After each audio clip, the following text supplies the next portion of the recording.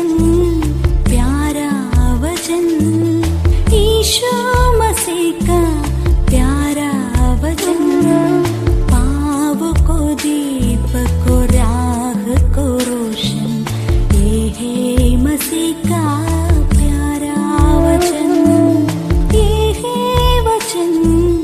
परमेश्वर के धन्य नाम की महिमा हो। प्रभात मनन के सत्र 2153 में आप सभी का बहुत ही विनम्रता के साथ स्वागत करता हूं। आइए आज के मनन के लिए हम पढ़ते हैं इब्रानियों अध्याय 13 पद 3।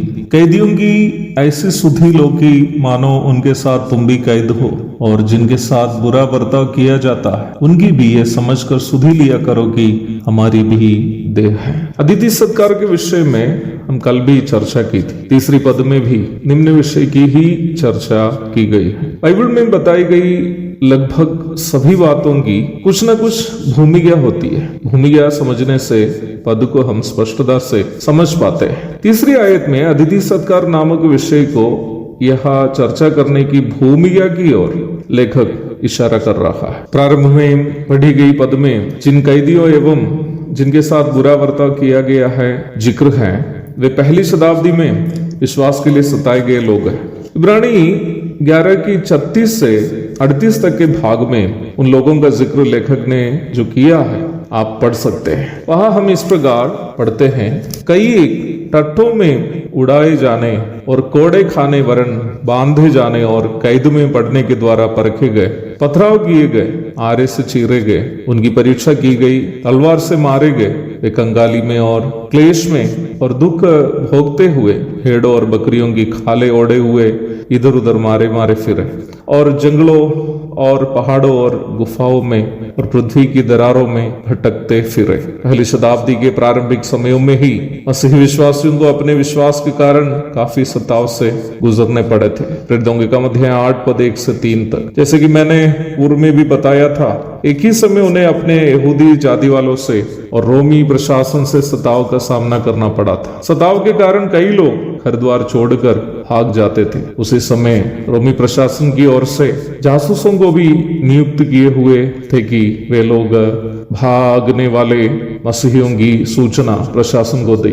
उन दिनों में मसीह लोग ऐसा सताव से गुजर रहे थे जो शब्दों से वर्णन करना मुश्किल है, परंतु उनके बीच में भी कुछ हिम्मत रखने वाले विश्वासी थे जो भाग कर आने वाले विश्वासियों को अपना प्राण जोखिम में डालकर भी अपने घरों में शरण देते थे। उन दिनों में मसीह लोग आपस में पहचानने के लिए एक रहस्य संकेत अथवा एक सीक्रेट कोड का इस्तेमाल करते थे। अपने मकान के किसी एक दिखाई देने वाले भाग में एक मछली का तस्वीर वे लोग रखते थे, और ये मछली की तस्वीर देख करके विश्वासी लोग पहचानते थे कि ये एक मसीही विश्वासी का घर है। परंतु ऐसी परिस्थिति में भी बहुत सारे मसीह लोग जो विशेषकर इब्रानी भूमिका से आए हुए थे, भयभीत होकर अन्य विश्वासियों को जो सताव के कारण भाग कर आते थे घरों में स्वीकार करने के लिए डरते थे, ये सोचकर कि कहीं वो भी पकड़ा न जाए। पकड़े जाने पर गला काट देना, जंगली जानवरों का आहार बनाना और जिंदा जला देना आदि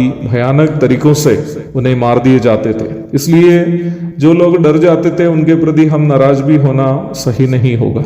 परंतु इस पत्री के द्वारा ऐसे भयभीत मसीहियों से लेखक आग्रह कर रहा है कि कैदियों की ऐसी सुधि लो कि मानो उनके साथ तुम भी कैद हो, और जिनके साथ बुरा बर्ताव किया जाता है उनकी भी ये समझकर सुधि लिया करो कि हमारी भी देह है। इस आयत का अंतिम भाग मूल भाषा यूनानी के अनुसार इस प्रकार है, उनकी भी ये समझकर सुधि लिया करो कि तुम स्वयं भी उस देह में है। यहाँ लेखक आग्रह कर रहा है कि सताव सहने वाले विश्वासियों की सुधि यह सोचकर लो कि वो भी और आप भी एक ही देह अथवा मसीह की देह कलीसिया के अंग है, अर्थात उनका दर्द आपका भी दर्द है, उनकी परेशानी आपकी भी परेशानी है। यहाँ अतिथि सत्कार नामक विषय को एक विशाल अर्थ में लेखक हमारे सामने पेश कर रहा है। अतिथि सत्कार का अर्थ केवल किसी भाई बहन को एक समय का भोजन देना नहीं है, बल्कि मसीह विश्वास के कारण कष्ट सहने वाले भाई बहनों के साथ उनके कष्टों में सहभागी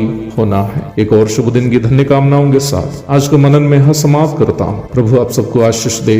आमीन।